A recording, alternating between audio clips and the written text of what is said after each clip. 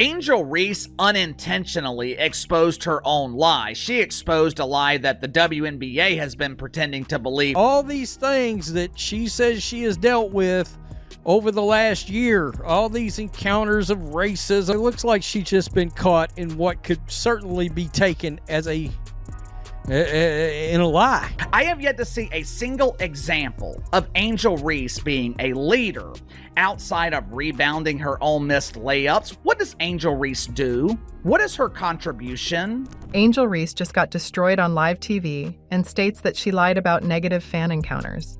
We all already know she was just crying racism because it's her own insecurities. The Indiana Fever fans were yelling racist things or making racist noises out around the court. WNBA did an investigation, found nothing. The WNBA investigated and found zero evidence, making her look like a complete fraud in front of everyone. Angel Reese made the transition to the ultimate victim. So let me get this straight. Angel Reese just spent weeks playing the victim, throwing accusations around like confetti. And now she's suddenly never had a single bad fan interaction? Never? That's what she said, folks. With cameras rolling, mic on, no one forcing her, she sat down after getting cooked by the Liberty and told the world, "I've been going through this for 3 years. I've never had a negative encounter in person."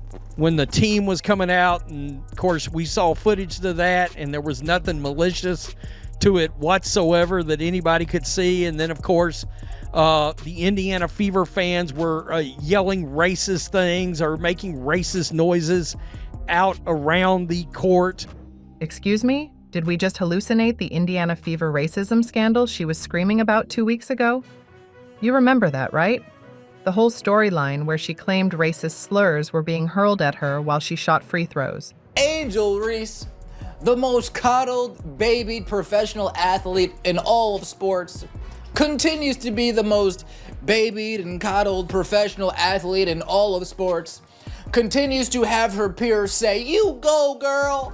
The WNBA cleared their whole schedule to investigate. Everyone in the media treated it like gospel. And now Angel just casually lets it slip that she's never been mistreated in real life. Wow. Girl really said, gaslight, gatekeep, grift. You be unapologetically yourself. Don't worry how rude, how arrogant, and how disrespectful you are. Don't worry about all the lies that you perpetrate. Don't worry about that. This was the lie that cracked the whole mask. Social media lit up in seconds, and not in the way Angel wanted. People were calling it her Jussie Smollett moment, and honestly, the comparison feels generous. At least Jussie stuck to the script. Reese blew hers up on live TV. It is embarrassing. It's absolutely embarrassing. It is absolutely embarrassing. But let's talk about what happened after that little confession bomb dropped. The Chicago Sky PR team? Oh, they hit DEFCON 1. Suddenly, interviews got canceled. Press conferences became 3-question speed rounds. Media availability got tighter than her jump shot in the fourth quarter. It was damage control on steroids. You could practically see the panic in the press room. Get her away from microphones before she tells the truth again. They redacted a statement. They redacted the statement saying we're looking at everything, saying no, we're actually not looking at most of the stuff. We're looking at a lie spread on social media that went viral. We are looking into a literal lie spread on social media that got spoken into fact. And while the Sky tried to muzzle the meltdown, the WNBA was left standing in a puddle of its own embarrassment. Because this whole thing, the racist fan narrative, wasn't just a tweet gone rogue. The league went full CSI on this. They investigated like it was Watergate. They pulled game footage from every camera angle. They mic-checked broadcast audio. They interviewed fans in the alleged section, talked to players, talked to coaches, talked to arena staff. And what did they find? Something that, we heard about. And so, again, we're just forthcoming with anything that the league is able to do investigation-wise. Nothing. Zero. Not a single racist word caught on tape. No fan escorted out. No complaints filed during the game. Nothing was real except Angel's ego. Coach Tyler Marsh, Angel's own coach, even admitted they only found out about the supposed incident after the game from social media. Not from players, not from officials, from Twitter. Now Indiana Fever players all right, are getting called into question. Indiana Fever fans are getting called into question today.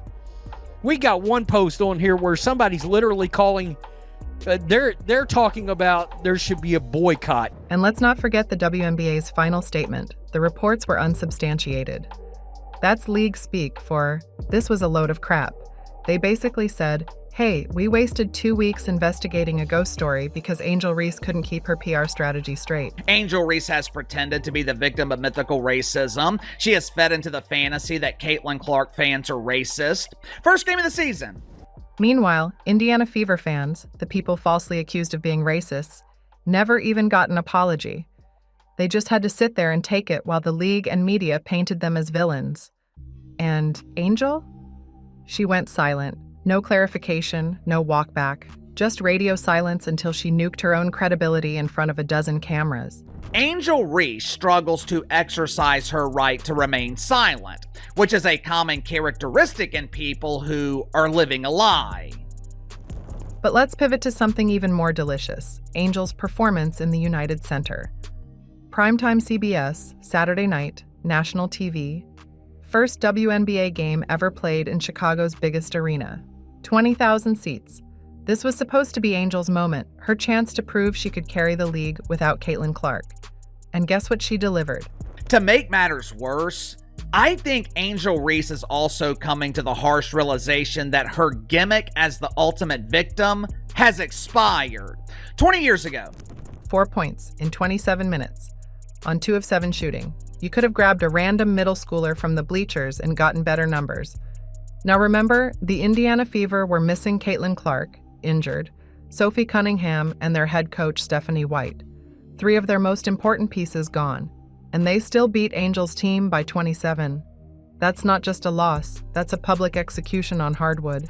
Angel Reese has received relentless promotion from the league and her pretend friends in the mainstream media.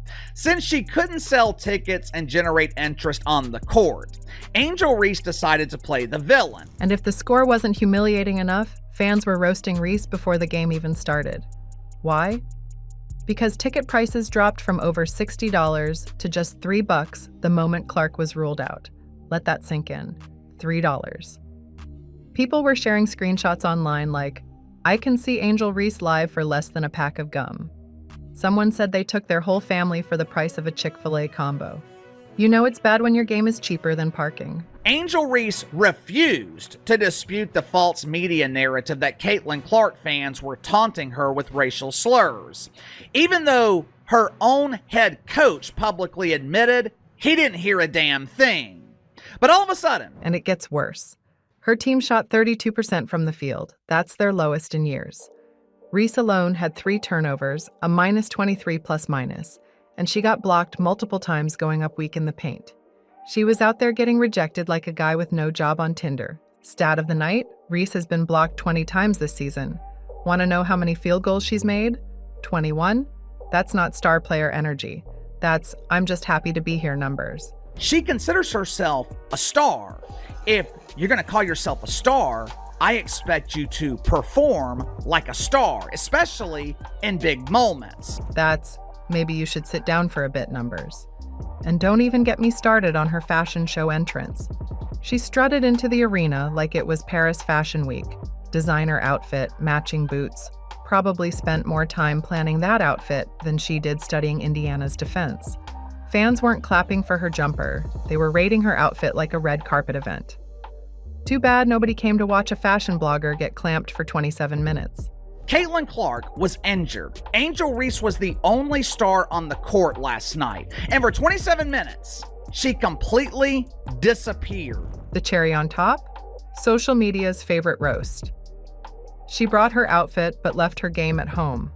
And honestly, they weren't lying.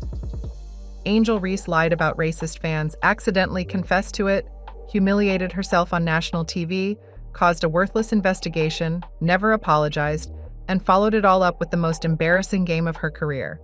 The only thing she's elite at is proving she's not built for this stage. Well, there's a lot of reaction coming in from last night's drubbing, destruction, annihilation, cremation, whatever you want to call it, roasting, sauteed, whatever your form. Let's talk about Angel Reese's priorities, because clearly basketball isn't one of them. This girl pulled up to the United Center dressed like she was walking the Met Gala carpet. Designer ensemble, full glam, every accessory on point.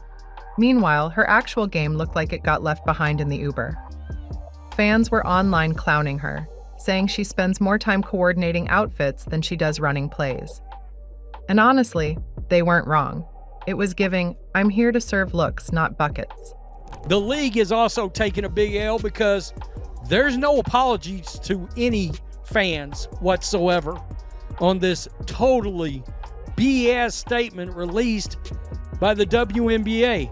Yeah, you found nothing. And the cherry on top? This is the same Angel Reese who had the nerve to say, in 20 years, people will remember it wasn't just one person, it was me too. Girl, in 20 years, we won't even remember this box score because nobody's printing it. The only thing anyone will remember is the time tickets to see you cost less than a bottle of Gatorade. Angel Reese is now quoted as saying, I'll look back in 20 years and be like, yeah, the reason why we're watching women's basketball is not just because of one person. She refuses to say Caitlin Clark's name. It's because of me too, and I want you to realize that. Let's be real, without Caitlin Clark in the building, interest in that game flatlined. Ticket resale prices tanked from over $60 to $3 freaking dollars. And that's not some isolated dip. That's the market saying we're good, and the game a joke. The Sky put up just 52 points, their lowest total since 2011. Meanwhile, Indiana looked like the freaking Harlem Globetrotters. 20 assists on 27 made field goals. They passed circles around the Sky, real basketball, real chemistry, real performance. All while Angel was out there looking like she got lost on the way to the runway. The Indiana Fever absolutely dismantled the Chicago Sky. Let's give flowers where they're due. Ari McDonald signed on a hardship contract, dropped 12 points and 4 steals like it was nothing. She showed more hustle in one game than Reese has in the entire season. Kelsey Mitchell put up 17 points. Aaliyah Boston casually clocked in with 11 points, 5 rebounds, and 5 assists. That's what leadership looks like. Meanwhile, Angel, getting outscored, outplayed, outhustled by bench players. Someone online said, Reese builds more houses with bricks than she does plays. Brutal, and true. She's got a better future as a contractor than a hooper at this point. Caitlin Clark is out here averaging 9.3 assists per game, while Reese is barely scraping together 9.1 points. One's building the team, the other's building brick walls. Yep, if you're done with Angel's drama and stand with the truth, hit like, subscribe, and turn on notifications, because the real game is just getting started.